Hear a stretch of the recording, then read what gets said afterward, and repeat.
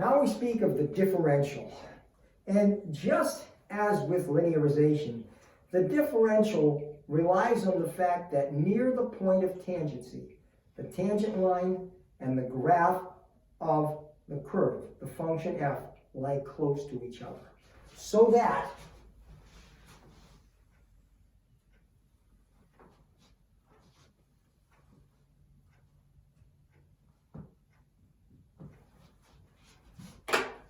for small changes in x, that is near the point of tangency, the change in y on the curve, which we'll call delta y, and the change in y on the line, and we're going to introduce something that we haven't used before. All right, we're going to call the change in y on the line dy. We know that dy dx is not a quotient. It's not a ratio of some dy and some dx. It is simply the derivative with respect to x of y. But here we define dy to be a small change in y and dx to be a small change in x. So we treat that like a quotient.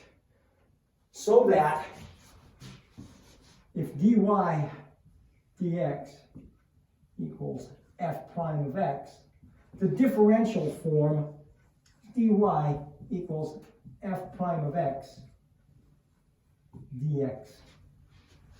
Now, for small changes in x, I should write that.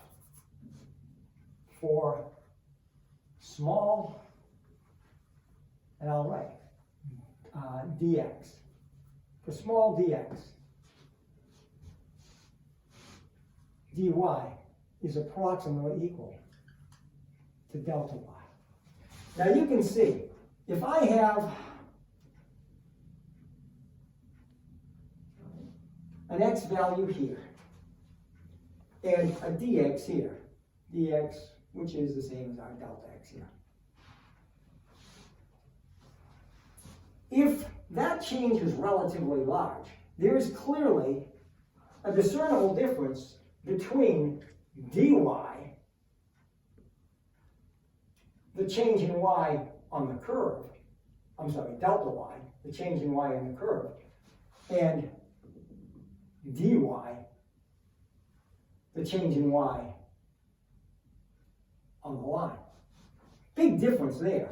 But as you get in closer and closer to the point of tangency, that difference between them essentially disappears. So again, for small dx, and the smaller the better, we're talking about infinitesimal changes in x. For small dx, dy, the change in y on the line will approximate delta y, change in y on the curve. So what do we use the differential for? Well, let's take a typical example.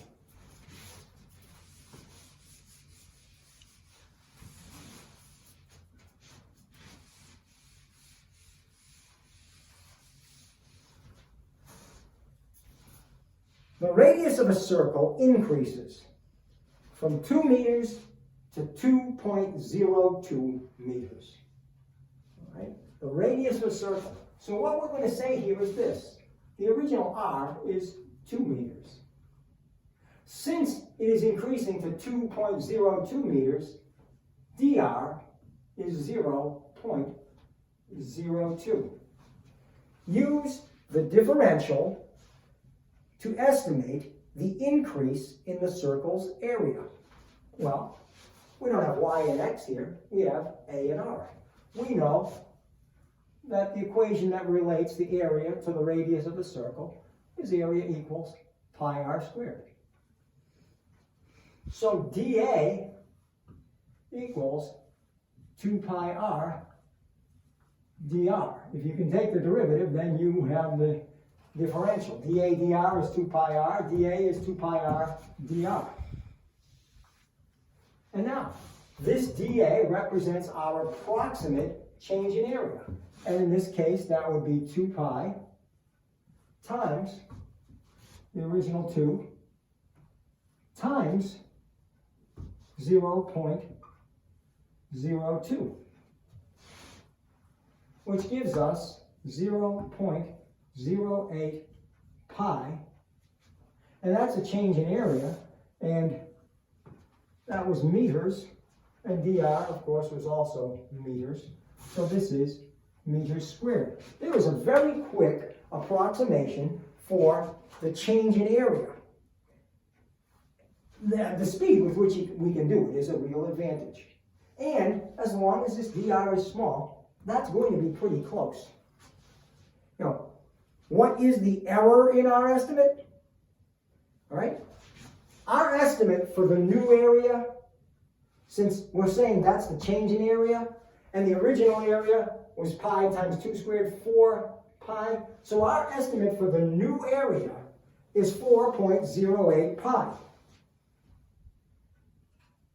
The actual new area would be what? The actual new area would be pi times 2.02, the new radius, squared.